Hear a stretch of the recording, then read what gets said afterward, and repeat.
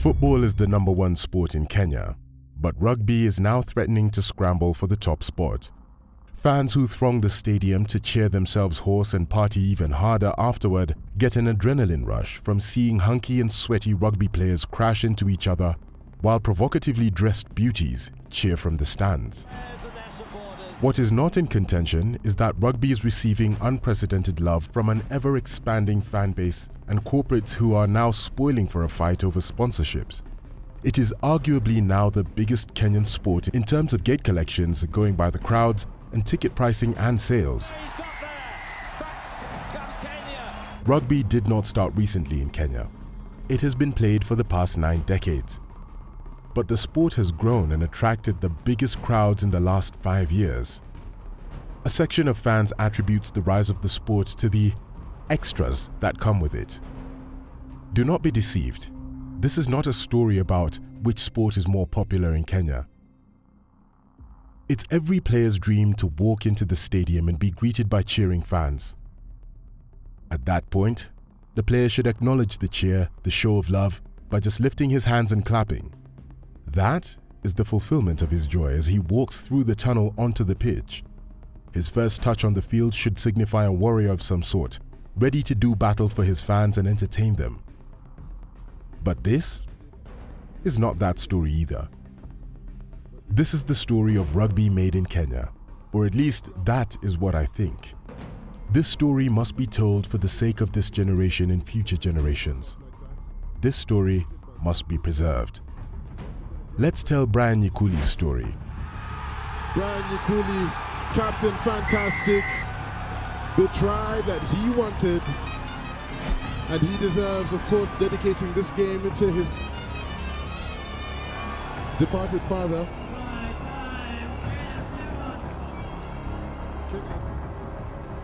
When he walks into that room, everyone notices. His athletic body does not betray him, it introduces him. He is tall and well-built, and the sportsman in him is evident to the eye, years after he hung his boots. His speed and agility gave him an edge over other players. The indestructible Brian William Nyikuli will probably go down in Kenya's rugby history books as the player to have won the Kenya Cup title more than 3 times and with 3 different clubs. Nyikuli has been a familiar face with Kenyan rugby circles, having captained both Kenya Sevens national team and Kenya Simbas since he graced the sport 22 years ago back in 2016. When the sun rose in the eastern region in 1985, it wasn't the only good thing that came to life. The family of Nyikuli was gifted with a bouncing baby boy, Brian Nyikuli. He started his nursery in Thika and proceeded to St. George's in Nairobi for his primary school. He joined Kakamega High School, where his love for rugby blossomed. His early rugby days can be traced back to Braben School in Garden Estate, where his mother used to work. While at Kakamega, the young Nyikuli's passion for rugby was nurtured by one Mr. Ahaya, currently a lecturer at Masinde Muliro University of Science and Technology. I can attribute a lot to him. There are so many of us who have passed through his hands in the national team, and I can say he actually spotted me from afar. I remember when he came, I knew I was going to play rugby, but you know, the day I went to the field, I saw so many huge guys, and I kept asking myself, no, I don't think, I don't think I can play with these guys, because I compared the people I saw in Braben and I compared the ones in Kakamega. I was like, nah, this is not it. So he saw me and told me, hey, you're going to play this sport.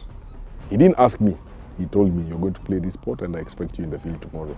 So I had to lie to him. Oh, no, I can't play. I was operated on. I have a metal plate in me. I can't be able to play. Then he used a few of the fourth formers. Then the then captain was Paul Murunga.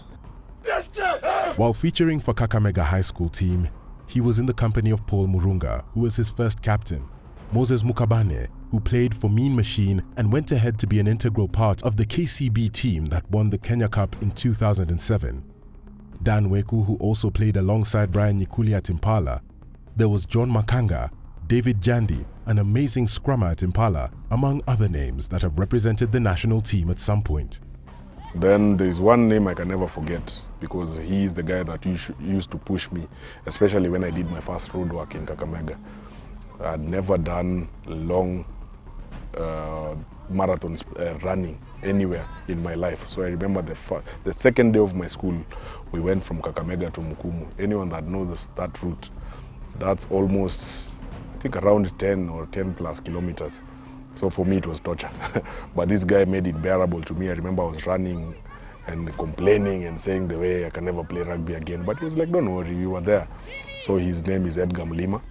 Edgar Mlima played for KCB, and actually his big brother has been a very integral part in the sevens team. If you know Mike Shamia, who was the strength and conditioning coach for the Shuja. So that's his big brother. So he really assisted me a lot in terms of settling in Kakamega High School and actually where I am right now. I can say when I got to Kakamega, the name Musingu was not supposed to come out from our mouth. And the weird part is that I had a relative in Musingu, so we used to talk only when we were going for holidays. But when we were in school, if we met at rugby, I didn't know him, he didn't know me. So if it was my turn to nail him, I would really nail him. If it was his turn to get me, he'd really get me. So it was very strange. And by the time I got to the second, third form, there was also another rivalry that was coming up, which was St. Mary's Yala. Yala were very good in terms of sevens and everything. So they always called themselves the best in the Nyanza region. We were the best when it came to the Western region. So every time we met, those two teams actually displayed a very good rugby game. I ended up having very good friends in Yala, and actually my best friend was in Yala. We ended up clearing school the same time, we went to Impala the same time, and he was fortunate enough to get a club in the Wales. Then he moved over to Europe, and right now he's actually a coach. He's coaching the women team in France. So I can say through the friendship that we made in the rivalry and fighting, we were able to push him to that direction, which was a very good thing for us. Yeah, so Musingu, Yala, those were very big competitors. Maseno was a very big competitor when it came to sevens. Actually, my 4 years in school, I never beat Maseno in their school. They had a tournament, they used to call it Amadi Sevens. That was a fortress for them. But when we'd go for nationals, when we'd go for international, East Africa, we used to beat them, but we never ever beat them in their school. So I never used to understand how the same team you've beaten in the national, when they come to that small field of theirs, they are different people, and they protected it like their life depended on it. So we used to tell them, you know, it's okay, you're just small heroes in your place. But when it comes nationally, we are the guys that actually speak. But through that also, I made very good friends. There's a pilot, he's actually a pilot in KQ, he's called Dan Ngonga. There was Bila Yodo. Those are very good, very good players who we ended up playing club level together as rivals again. When I went to Impala, they were in Harlequins. When Harlequins was Harlequins and Impala was Impala. So those were very, very good games, yeah. When Brian Nyikuli left Kakamega High School in 2003, he joined USIU in 2004. He was already a big name. Having been called into the Impala squad while in Form 3, it was difficult for him to play for the USIU side due to his commitment to Impala, and he only played the intervarsity games. It's through one of these games that he became the man of the match and his star started to glitter. Then back to Impala, I remember it's very weird because when I finished in November, December I was training with Impala, January we trained. Before, floodlights used to come end of February. It's not like now the way the season has changed, because right now we do floodlights as the first, I think the first week of October. So then it used to be the last week of February. So we went to Uganda. Impala used to have a partnership with a club called Pirates. Went to Uganda, we played, and I remember the coach put me to start, and I was like, okay, you know, you're there, you're excited, but I'm scared at the same time. I'm thinking, hey, this is seniors rugby, this is big boy stuff. It's no longer high school stuff where you are a hero. You've come to where now people understand what rugby is about, and I think I mixed my fear and my knowledge of rugby, because I ended up having a very good game.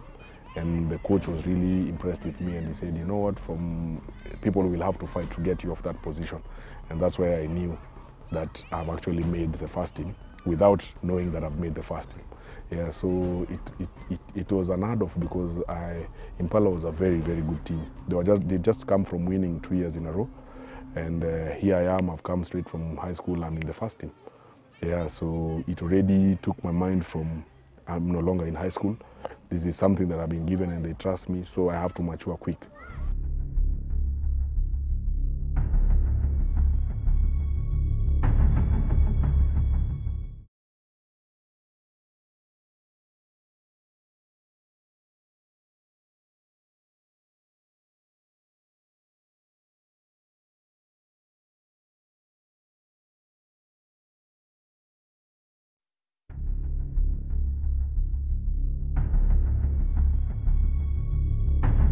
Just a year after leaving his high school, Brian received his first call-up to the national team in 2004. This move necessitated his urge to mature quickly, both psychologically and physically. The easiest way to achieve that was to get his conditioning going. He talked to his parents, who helped him register for gym classes, and as time went by, his body started transforming into a professional rugby frame. Sevens before used to come in the middle of Kenya Cup. So we went for the first sevens tournament and I was most promising player. Second tournament, most promising. Third tournament, I received a letter, I'd been called up to the national team. So that to me was a shocker because I did not believe it. I was like, hey, I've been called up to the national team and here I'm just straight from high school. And anyway, I just told myself, you know what, the same way I've always believed in myself, the same way my parents have pushed me and believed in me, I have to keep pushing myself to make sure that these sevens, I'm not just going there to participate. I'm going there to actually get my jersey and maintaining that team. Besides his knack for winning titles, Nyikuli is probably one of the youngest players to have captained the Kenya 15s, earning the armband at just 27 years and 330 days. After 6 years at Impala, he had to make a very tough decision. He was looking for a club that played like Impala or even better. But then, only KCB and Harlequins had the status he was looking for in a team. And I saw the other place I needed to play was Harlequins, which was going to be a very tough decision because remember when I was in high school, our rivalry was between Musingu and Kakamega. Now, that transformed into club. If you're in Impala, there was no word that Queens that was supposed to come out of your mouth. So for me to make a decision to go to Queens, I knew that was really going to sting me, number one. And then number two, anytime we played with Impala, everyone would be gunning for me. And to say the least, I moved to Queens. Moved to Queens, we played, and I remember the first game between Impala and Queens when I'd already shifted camps. Impala was ahead, time had gone, and I remember I was playing number 8 and we had a scrum down. So I remember the referee saying this is last play, where whatever happens with this ball, the game is over. So I was there behind and it was our ball at Queens. So I just remember saying, I just need this ball, just once, to make my name. So luckily it came and I saw it and I was like, okay. Then I looked, because if you're doing a scrum and I can't, if it's our ball, our scrum half is feeding from my left side. So meaning I can't pick it and go left because their scrum half is there, so that's defense. So the easiest way is for me to pick and go right. But now where we were closer to the touchline. I was like, if I pick this flanker who's stronger, because I know him, I used to play with him, he'll push me out. This other side is my way to the try box. So lucky enough, when I picked, the flanker that was there was a bit asleep, so it was me and the scrum half. Definitely, because of body composition, I beat the scrum half and I scored, and the game ended. So Queens beat Impala. And I remember going to, I don't know why I did that, but I went to where the Impala fans were, and I said, yeah, it's me. He was part of the unbeaten golden side that bagged the Kenya Cup title without suffering defeat. But despite all the accolades and fame to his name, Nyikuli remains humble, focused, and disciplined, begging the question, what's the driving force behind his longevity and success? After 2012, several players decided to retire because they had been playing for a while, and it was time for transition. During this period, he received a call from Mitch Ochola, a family friend who was then the head coach of the Strathmore University team. He offered him a chance to train and mentor them. Nyikuli wanted to join Impala Saracens from Strathmore Leos in 2015, but before he could make that move, he got a call from his friend, Curtis Olago, who is the current coach of KCB, requesting him to join his team to provide leadership and experience to the squad. In the same year, in November, Nyikuli joined the KCB Lions, making an appearance against his former club on November 11th in the floodlit semi-finals at the Impala Club. let's just come and give me, because I'm looking for leadership, you have leadership. Then I was the captain for the Kenya 15s, Simbas. I was like, you have leadership, people look up to you and listen to you. So if I can get you, I know you can be able to mold my forwards to actually operate as a machine. And I was like, you know what? I like how KCB, because now KCB was playing good rugby. When you wanted that bang kind of rugby, they had it. If you want flair, they had it. So I was like, this is a club that will actually transition me to my now retirement, because also so much of my peers were around playing for KCB. Then I moved to KCB, and with KCB, I was able to win 3 trophies. It would have been 4, but now I got injured in last year. Last year I fractured my eye during training, just before playing, 2 games before the playoffs. So I had to be ruled out with a 3 months waiting period for me to heal and all that, and fitness and all that. So I played for KCB. It's been an enjoyable time as well. Bittersweet when we lose to arch rivals, Cabras. It pains me to death, but yeah, needless to say, most of our guys that were actually in KCB went to play down at Cabras, so you can imagine you're playing people that understand you. So our games have always been exciting, and KCB has also taught me how to be a leader in between leaders, because you know, there, as much as I was the captain of the national team, they had a leader, so I had to listen, you know. So it taught me, as much as you're in a leadership position, you must listen to everyone that is around you. They also have a vision of where they're thinking the club needs to go. They also have a vision of how maybe they want me to change my style of play. So, and it hit me that life is about learning. Learning never stops. Once you've stopped learning, you're as good as God forbid, a dead person, you know. It seems luck was with him, as he was part of the team that went on to snatch the floodlit title from Impala after a mouth-watering final staged at the Impala Club. 2021 December, I played the first game of the season versus Homeboys. Then when we started playing, that week for the second week, I remember I'd gone for training and I just told myself, this is it. This is it. My body feels like this is it. My mind has made up. And I remember I walked to the coach and I told him, Coach, thank you so much for the opportunity for KCB, but today will be my last day of training. Then he thought I was mad and he thought I was a bit crazy, but I told him, no, I know I can push till the end of the season, but if I push, how are these upcoming players going to get a chance? So I feel like I need to pave way for them. I will nurture them, but it's time for me now to watch from outside and assist from outside, but not from donning the jersey in the field. So I retired last year. Which was a bit sweet, because I'd done this sport for 19 years, which is not a joke.